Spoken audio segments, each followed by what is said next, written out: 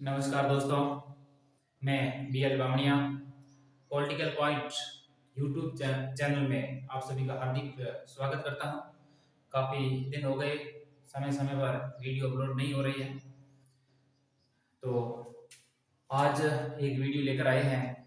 एक नई क्लास, ये जो क्लास है ये CET लेवल 12वीं के बाद 12वीं करने के बाद आप CET की तैयारी करें। जिन भर्तियों में फॉर्म अप्लाई कर सकते हैं उनके लिए ये क्लासें लग रही हैं, तो इनको आप क्लास को शुरू से अंत तक जरूर देखें। पढ़ाई करने के लिए सब कुछ छोड़ना पड़ता है, यानी एक ही फोकस होना चाहिए, एक ही टारगेट होना चाहिए कि अपना वो सबसे पहले लक्ष्य हासिल कर ले।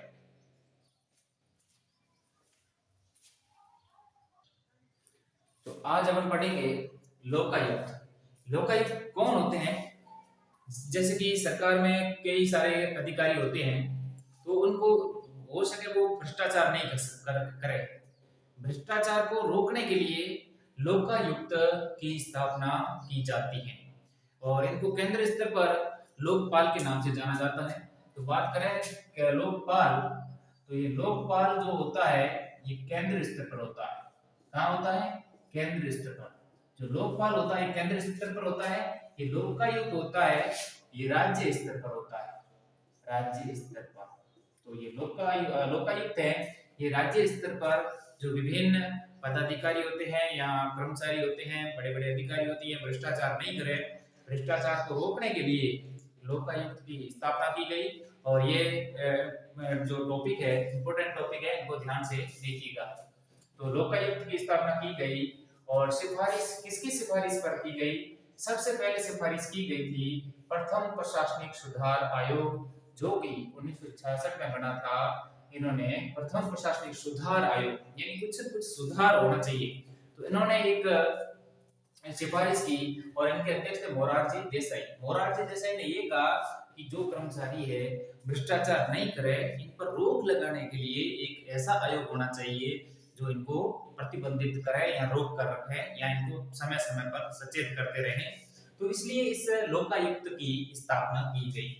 तो प्रथम प्रशासनिक सुधार आयोग की सिफारिश पर की गई 1966 में। इनके जो अध्यक्ष थे मोरारजी देसाई थे। उसके बाद बात करें तो राज्य प्रशासनिक सुधार समिति 1963, राज्य स्तर पर बात करें तो राज्य प्रशासनिक सुधार समिति 1963 में स्थापना की गई और इनके जो समिति के अध्यक्ष थे ये हरिश्चंद्र माथुर थे। कौन थे? हरिश्चंद्र माथुर।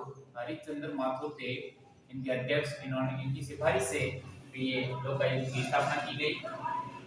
और ये सबसे पहले, अगर भारत में बात करें सबसे पहले लोकायुक्त कौन से राज्य में स्थापना की गई सबसे पहले, तो इसमें सर्वप्रथम बात करें तो पारित ये उड़ीसा राज्य में 1970 में सबसे पहले सर्वप्रथम यहाँ पर ये पारित हुआ। लोकायुक्त पद या लोकायुक्त संस्था जो भी मान सकते हैं, पारित हुआ उड़ीसा में 1970 में। उसके बाद लागू कहाँ से हुआ? ये लागू हो गया महाराष्ट्र में। लागू कहाँ हुआ? महाराष्ट्र में। सबसे पहले पारित हो गया उड़ीसा में 1970 में, एक लोकायुक्त पद होना चाहिए। उसके बाद लागू हो गया, यानी महाराष्ट्र में ये क्या हो गया? लागू हो गया 1971 में। इसको भी याद रखें, 1970 1971 एक साल बाद। उसके बाद बात करें स्थापना की, तो स्थापना किस प्रकार से की जाती है? तो बात करें स्थापना की लोकायुक्त की, तो 3 फरवरी 1973 इसकी स्थापना हुई थी। राजस्थान की बात करें, हमने राजस्थान की, तो राजस्थान की बात करें 3 फरवरी 1973 को इसकी स्थापना हो गई थी लोकायुक्त की। उसके बाद राज्य लोकायुक्त एवं उप लोकायुक्त अधिनियम, उप लोकायुक्त अधिनियम 1973 में बना इसकी सिफारिश पर। और ये एक लोकायुक्त कैसी संस्था है? ये लोकायुक्त है, ये एक वैधानिक संस्था है। कैसी संस्था है? एक वैधानिक संस्था है और अधिनियम के तहत बनी। अधिनियम, कोई अधिनियम इनको लाने के लिए अधिनियम लाया गया और अधिनियम पास हो गया। उसके बाद ये वैधानिक संस्था बन गई। उसके बाद बात करें नियुक्ति की, तो नियुक्ति यानी लोकायुक्त है, उनकी नियुक्ति किसके द्वारा की जाती है, कौन करते हैं? तो इसकी नियुक्ति करते हैं राज्यपाल। राजस्थान में जो लोकायुक्त पद होता है या लोकायुक्त संस्था होती है, इनके जो लोकायुक्त होते हैं उनकी लोकायुक्त की नियुक्ति राज्यपाल के द्वारा की जाती है। और सिफारिश किसकी सिफारिश पर की जाती है? मुख्यमंत्री की सिफारिश पर। यानी मुख्यमंत्री कहेंगे कि इस व्यक्ति को लोकायुक्त बनाया जाए, तो उसके बाद राज्यपाल उसकी नियुक्ति करेंगे मुख्यमंत्री की सिफारिश पर। और परामर्श भी लिया जाता है। परामर्श किससे लिया जाएगा? परामर्श लिया जाएगा विपक्ष के नेता को, यानी प्रतिपक्ष के जो नेता होते हैं उससे परामर्श लिया जाएगा। परामर्श लिया जाएगा विपक्ष के नेता और राज्य मुख्य न्यायाधीश से परामर्श लिया जाएगा। और मुख्यमंत्री की सिफारिश से राज्यपाल नियुक्ति करेंगे लोकायुक्त की। किसकी नियुक्ति करेंगे? लोकायुक्त की नियुक्ति करेंगे। तो प्रिय साथियों, ये क्लास आपको कैसी लग रही है कमेंट में बताते रहे। अब बात करते हैं योग्यता की। जो लोकायुक्त है इनकी क्या योग्यता होनी चाहिए? यानी ऐसे तो हर कोई लोकायुक्त बन सकता है, लेकिन विशेष रूप से लोकायुक्त बनने के लिए कुछ योग्यताएं कंडीशन होती हैं। तो वो है इस प्रकार कि वह सर्वोच्च न्यायालय के न्यायाधीश होना चाहिए। सर्वोच्च न्यायालय यानी सुप्रीम कोर्ट में उन्होंने कार्य किया हो, ऐसा व्यक्ति हो तो वो लोकायुक्त बन सकता है। सर्वोच्च न्यायालय यानी एससी, सुप्रीम कोर्ट में उसने काम किया है तो वह लोकायुक्त बन सकता है। उसके बाद दूसरी योग्यता उसके पास ये होनी चाहिए कि उच्च न्यायालय में मुख्य न्यायाधीश के पद पर, यहाँ सर्वोच्च न्यायालय में न्यायाधीश केवल न्यायाधीश, और हाई कोर्ट में वह मुख्य न्यायाधीश होना चाहिए। मुख्य न्यायाधीश होना चाहिए। अगर हाई कोर्ट में वो मुख्य न्यायाधीश है, उसके बाद वो रिटायरमेंट हो गया है तो वो लोकायुक्त बन सकते हैं। तो इन बातों को आप थोड़ा ध्यान रखें कि सर्वोच्च न्यायालय के न्यायाधीश अगर है तो वह लोकायुक्त बन सकते हैं, पहले रह चुकी है। और उसके बाद उच्च न्यायालय के मुख्य न्यायाधीश पहले रह चुके हैं तो भी वह लोकायुक्त बनने की योग्यता रखते हैं। उसके बाद बात करें कार्यकाल की, तो इनका कार्यकाल कितना होता है? हर किसी का कार्य लिमिट होता है, कौन कितना समय तक काम करेगा। तो लोकायुक्त की बात करें तो ये इनका कार्यकाल 5 वर्ष का होता है। कितना होता है? 5 वर्ष का होता है। और इन लोकायुक्तों की नियुक्ति पुनर्नियुक्ति नहीं हो सकती है। पुनर्नियुक्ति इनकी कभी नहीं होती है। बात कर रहे हैं राजस्थान लोकायुक्त के बारे में, केंद्र स्तर पे लोकपाल होता है। अब इनकी बात करते हैं राज्यपाल के संबंध में, ये क्या करते हैं या राज्यपाल के पास क्या शक्तियां हैं। तो राज्यपाल के पास सबसे पहली शक्ति ये है कि लोकायुक्त को ये शपथ देंगे। इनको शपथ कौन दिलाते हैं? लोकायुक्त को शपथ राज्यपाल दिलाएंगे मुख्यमंत्री की सभा पर। तो ये शपथ दिलाएंगे राज्यपाल लोकायुक्त को। उसके बाद वार्षिक रिपोर्ट यानी जो लोकायुक्त होते हैं जो वर्ष में अपनी रिपोर्ट रखते हैं, तो वार्षिक रिपोर्ट है ये अपने राज्यपाल को सौंपेंगे। किनको सौंपेंगे? वापस राज्यपाल को सौंपते रहेंगे। समय समय पर वार्षिक रिपोर्ट राज्यपाल को सौंपते रहेंगे और इनको शपथ लोकायुक्त को राज्यपाल दिलाते हैं। उसके बाद त्याग पत्र, अगर ये लोकायुक्त चाहे कि मैं त्याग पत्र देना चाहता हूं तो वापस ये त्याग पत्र भी जो त्याग पत्र लोकायुक्त है, ये त्याग पत्र भी किसको देंगे? राज्यपाल को देंगे। इन बातों को आप आराम से समझ रहे होंगे, मुझे पूरा विश्वास है। उसके बाद बात करें लोकायुक्त के वेतन भत्तों की, तो जो लोकायुक्त है इनके वेतन भत्ते हैं ये कहां से संचित होते हैं? ये राजस्थान की जो राज्य की राज्य संचित निधि होती है वहां से इनके वेतन भत्ते पारित होते हैं। ये राज्य की संचित निधि से मिलता है। इनको वेतन कितना मिलता है? जो लोकायुक्त है इनको वेतन मिलता है लगभग 2.5 लाख रुपए या 2.5 लाख, सीधा मैं लिख देता हूँ 2.5 लाख रुपए। कितना मिलता है? 2.5 लाख रुपए मिलता है। और इसमें जो राज्य में उप लोकायुक्त होते हैं इनको मिलता है 2.25 लाख, 2.25 लाख यानी 2.25 लाख रुपए मिलता है। किसके और वेतन कितना मिलता है? 2.5 लाख रुपए। लेकिन कैसे मिलता है? कि उच्च न्यायालय के मुख्य न्यायाधीश के सम्मान मिलता है।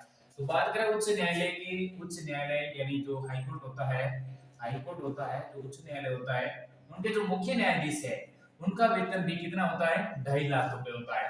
तो उनके सम्मान ही लोकायुक्त का वेतन होता है। और उप लोकायुक्त का वेतन इतना होता है कि उच्च न्यायालय के जो अन्य न्यायाधीश होते हैं, अन्य न्यायाधीश होते हैं, उच्च न्यायालय के न्यायाधीश के समान तो अन्य जो न्यायाधीश होते हैं उनका वेतन 2.25 लाख रुपए है। तो लोकायुक्त लोकायुक्त है, इनको भी 2.25 लाख रुपए पर मंथ सैलरी मिलती है, यानी वेतन मिलता है। उसके बाद बात करें निष्कासन की, तो इसका जो लोकायुक्त है इनका निष्कासन किस आधार पर किया जाता है? तो निष्कासन की बात करें तो इनका निष्कासन राज्यपाल ही कर सकते हैं, शपथ वही दिलाएंगे और निष्कासन भी राज्यपाल ही करेंगे। किसकी? लोकायुक्त की। बात अपन लोकायुक्त के बारे में ही पढ़ रहे हैं। निष्कासन किसका होता है? लोकायुक्त का। तो निष्कासन लोकायुक्त का राज्यपाल करेंगे। किस आधार पर? यानी लोकायुक्त को निष्कासन करने का कोई आधार तो होगा, तो आधार ये होगा कदाचार, कदाचार या असमर्था, यानी उसका व्यवहार सही नहीं है, लोकायुक्त का व्यवहार सही नहीं है, राज्यपाल की नजर में अच्छा नहीं है, असमर्था, वो कार्य करने में समर्थ अगर नहीं है तो लोकायुक्त को राज्यपाल निष्कासित कर सकते हैं कदाचार और असमर्था के आधार पर। कहीं मत जाइएगा, इसी क्लास में पढ़ते रहिए, वीडियो को लास्ट तक देखें। अपन पढ़ रहे हैं लोकायुक्त, और लोकायुक्त में कार्य एवं शक्तियां, यानी लोकायुक्त की कार्य, लोकायुक्त का क्या कार्य होता है और उन लोकायुक्त की शक्तियां क्या क्या होती हैं उसके बारे में पढ़ते हैं। तो इनके कार्य है कि मंत्रियों, राज्य सरकार के अधिकारियों के विरुद्ध जांच और शिकायत करना, यानी ऐसे अधिकारी जो काम नहीं करते हैं या भ्रष्टाचार करते हैं तो उन अधिकारियों के खिलाफ ये जांच करते हैं लोकायुक्त और इनकी शिकायत भी करते हैं। तो ये है इनका पहला काम। और दूसरा काम ये है इनका कि स्वयं की पहल पर भ्रष्टाचार की जांच करना। अगर इनके दिमाग में आ जाता है कि स्वयं की पहल पर लगता है कि भ्रष्टाचार हो रहा है, तो अपने आप ही दिल की आवाज को सुनकर ये भ्रष्टाचार की शिकायत करने के लिए निकल जाते हैं और भ्रष्टाचार को रोकने के लिए भ्रष्टाचार की क्या करते हैं? जांच करते हैं। कौन करते हैं? लोकायुक्त करते हैं। उसके बाद जांच के पश्चात मामले को सक्षम अधिकारी, यानी जांच के बाद क्या करेंगे कि मामले को सक्षम अधिकारी तक कार्रवाई हेतु भेजना।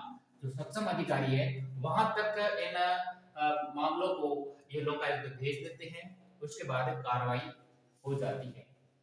उसके बाद इनका कार्य है कि अधिकारी एवं कर्मचारी को सूचना या साक्ष्य हेतु कार्यालय बुलाना। किसी भी अधिकारी को ये कार्यालय बुला सकते हैं या कर्मचारी को बुला सकते हैं, किसी भी अधिकारी हो कर्मचारी हो जो भी हो, उनको वो सूचना या साक्ष्य हेतु ये साक्ष्य इकट्ठा करने के लिए कार्यालय बुला सकते हैं। कौन? लोकायुक्त।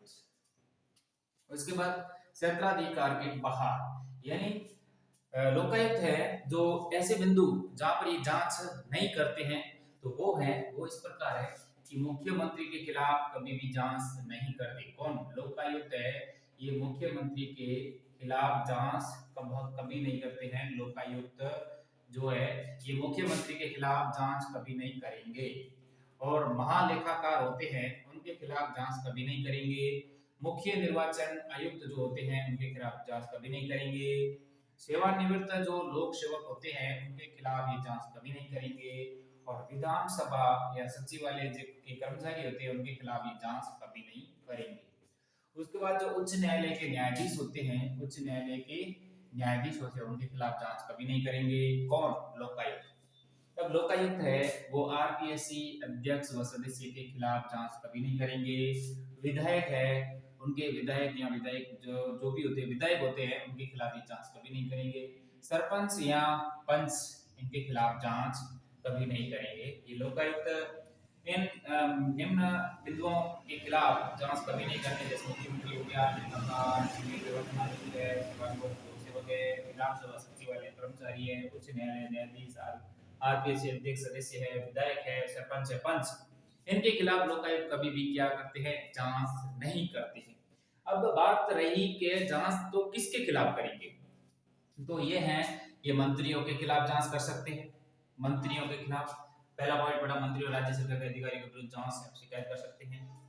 प्रधान जो पंचायत समिति होती है, पंचायत समिति के प्रधान और उप प्रधान होते हैं उनके खिलाफ जांच कर सकते हैं। नगर पालिका या नगर परिषद के सभापति उप सभापति होते हैं उनके खिलाफ जांच कर सकते हैं। कौन कर सकते हैं? लोकायुक्त है। लोकायुक्त है वो नगर पालिका या नगर परिषद के सभापति उप सभापति होते हैं उनके खिलाफ जांच कर सकते हैं। यूआईडी के अध्यक्ष जो होते हैं उनके खिलाफ जांच कर सकते हैं लोकायुक्त। तो इस लेसन का या इस जो बिंदु का गए जो वीडियो है वो अभी पूरा नहीं हुआ है, थोड़ा सा बाकी है, देखिएगा लास्ट तक। आगे बढ़ते हैं लोकायुक्त की सीमाएं। किनकी सीमाएं? लोकायुक्त की सीमाओं के बारे में पढ़ते हैं। लोकायुक्त की क्या सीमाएं हैं, किसके अंतर्गत ये रहकर नियमों में रहकर अपनी कार्य को अंजाम देते हैं। तो 5 वर्ष से जो पुराने मामले हैं उनकी शिकायत लोकायुक्त नहीं कर सकते हैं, यानी 5 वर्ष से पुराने जितने भी मामले होते हैं उसमें ये शिकायत नहीं कर सकते हैं और स्वयं कार्रवाई में सक्षम नहीं है। ये लोकायुक्त है ये स्वयं कार्रवाई करने में सक्षम नहीं है। और सलाहकारी निकाय मतलब ये हुआ कि जो लोकायुक्त है ये सलाह दे सकते हैं, सलाहकारी निकाय इसको कह सकते हैं, लोकायुक्त को सलाहकारी निकाय कह सकते हैं। ये स्वयं कार्रवाई में सक्षम नहीं है और इनकी सीमाएं ये हो गई। पहला पॉइंट हो गया 5 वर्ष से पुराने मामलों में शिकायत नहीं कर सकते, स्वयं कार्रवाई में सक्षम नहीं है और सलाहकारी निकाय सलाह दे सकते हैं। अब महत्वपूर्ण तथ्य की बात करें, लोकायुक्त के बारे में महत्वपूर्ण तथ्यों की बात करें तो प्रथम लोकायुक्त कौन थे? आईडी दुआ। आईडी दुआ जो प्रथम लोकायुक्त थे। सर्वाधिक कार्यकाल लोकायुक्त का रहा वह थे सज्जन सिंह कोठारी। कौन थे? सज्जन सिंह कोठारी। और न्यूनतम कार्यकाल की बात करें तो विनोद शंकर दवे। कौन थे? विनोद शंकर दवे। और प्रथम उप लोकायुक्त कौन थे? प्रथम जो उप लोकायुक्त थे वह थे के.पी. यू. मेनन। कौन थे? के.पी. यू. मेनन थे। प्रथम उप लोकायुक्त के.पी. मेनन थे। और लोकायुक्त जो राजस्थान मुख्य न्यायाधीश, ऐसे लोकायुक्त जो राजस्थान मुख्य न्यायाधीश पहले थे उसके बाद मुख्य न्यायाधीश थे वो लोकायुक्त बने, वो थे डी.पी. गुप्ता। कौन थे? डी.पी. गुप्ता। और वर्तमान जो लोकायुक्त है उनकी बात करें तो प्रताप कृष्ण लोहरा है। इसी के साथ ये सीईटी का लोकायुक्त से संबंधित वीडियो यहीं समाप्त होता है। फिर अगले नए टॉपिक के साथ मिलेंगे, तब तक के लिए धन्यवाद।